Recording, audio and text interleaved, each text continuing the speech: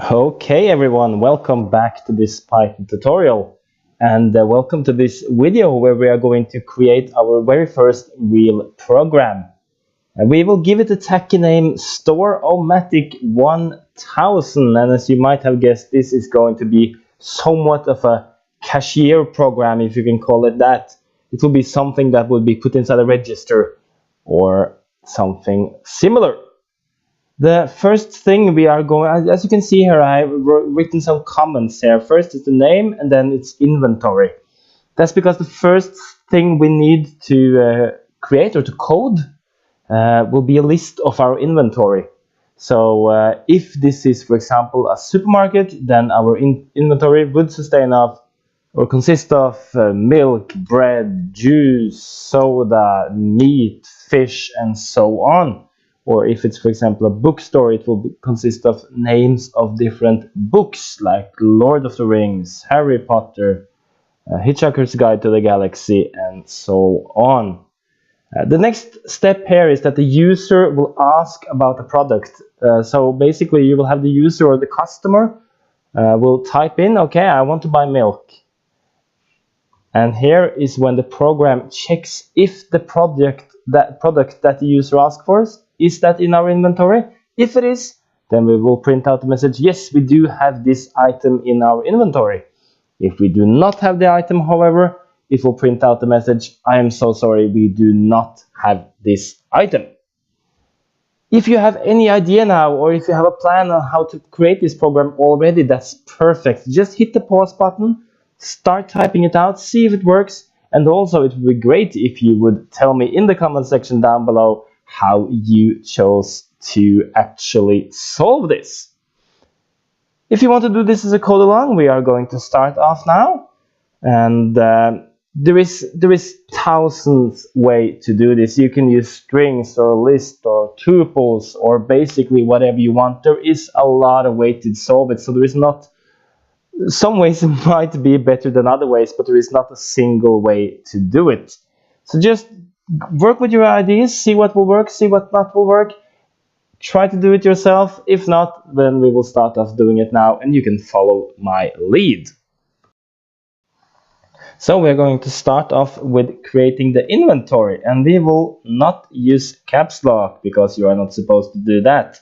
So we will create a variable that we call inventory equals. And here you can do a lot of things. You can use lists or strings or tuples or dictionaries, even if you would like that. And then you can also put the price in there. But we are just going to do it really simple now and use a string. And this will be a supermarket. So we will do, in this, we will have milk. We will have, let's see here. We'll have bread, soda, magazine, and let's put a few more things there, juice and oranges, because why not? So this is the inventory of our very limited supermarket. We have milk, we have bread, we have soda, we have magazine, we have juice, and we have oranges.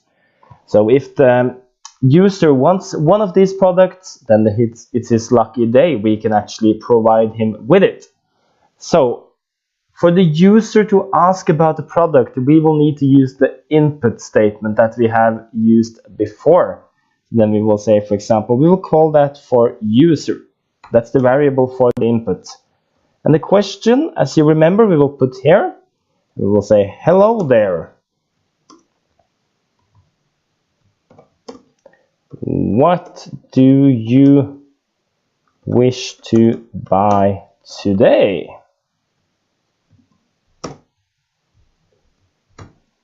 And do add a blank space behind that. It looks so much nicer later.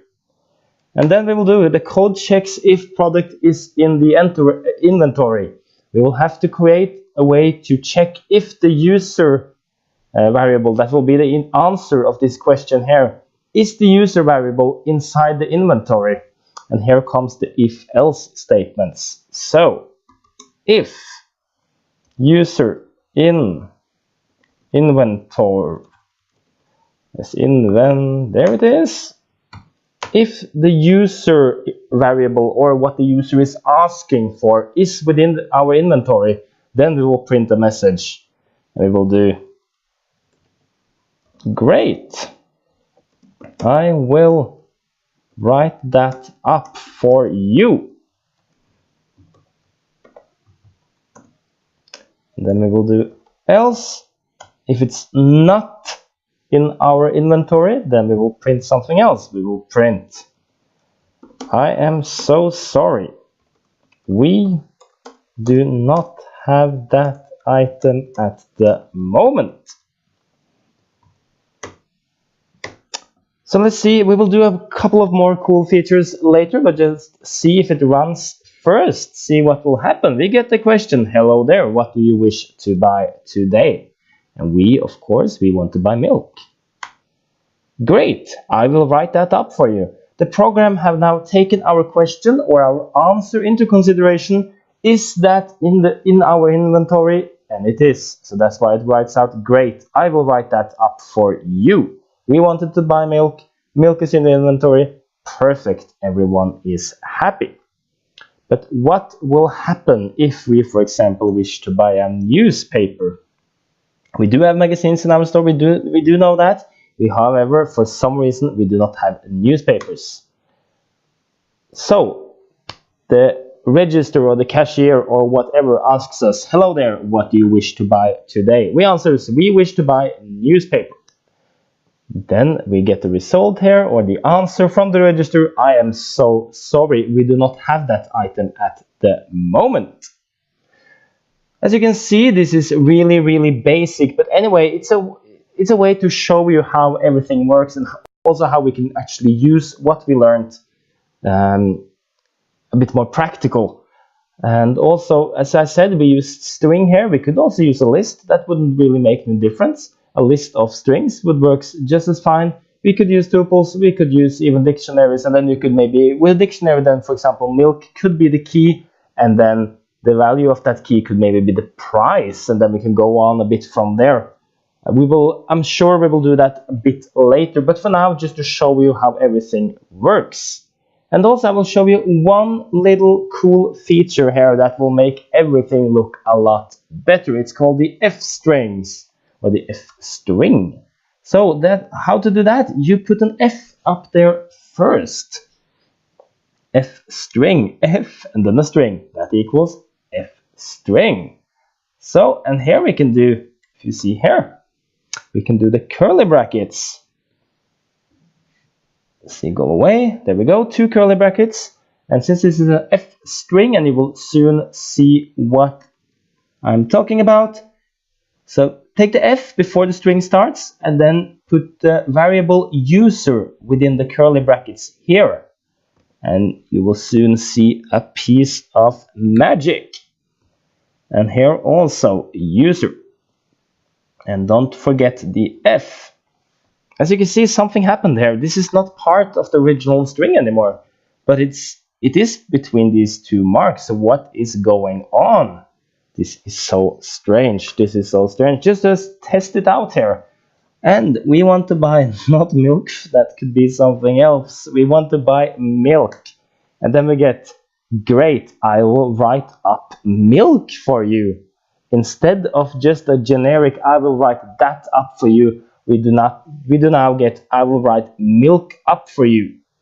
It's not the perfect grammar, but anyway, it is a lot cooler than what we had. And what about now if you try to write newspaper? I'm so sorry, we do not have newspaper item at the moment. Maybe just take away the item there. It's a bit too much. So let's see what's happening now. We want to buy the newspaper again. I'm so sorry, we do not have newspaper at the moment. So now we got it. We got a bit of an F string going on here, and that's a really cool feature that you should just write down for a while. So to make an F string, we use the F small lowercase f, nothing special there, in front of our string. And then between the curly brackets, we can put a variable, and that will then be written inside the string. So the variable here is user, so it will put in whatever this input is, it will put in there at this space on the string. So that's perfect in so many ways for later use as well. So just remember that small detail there. This is what we're going to do in this video. That was all the end and so on. This was, as I said, a really easy program. Nothing special going on, but it kind of will give you just an idea on how we can use everything that we learned up until now. So play around, make a bit more stores, make a bit more inventories and so on, and try, for example, a fish market or a supermarket or I don't know, a book shop, whatever, and maybe you can even try to add some prices in there. Do let me know in the comment section down below what you have chosen to do and how you choose to create this program. Did you use lists? Did you use dictionaries? Did you remember the if-else solution, or how did you come up with the result? As always, also, if you have any questions, please leave them in the comment section down below. Do give me a thumbs up. And as always, please subscribe to my channel for many more exciting videos to come.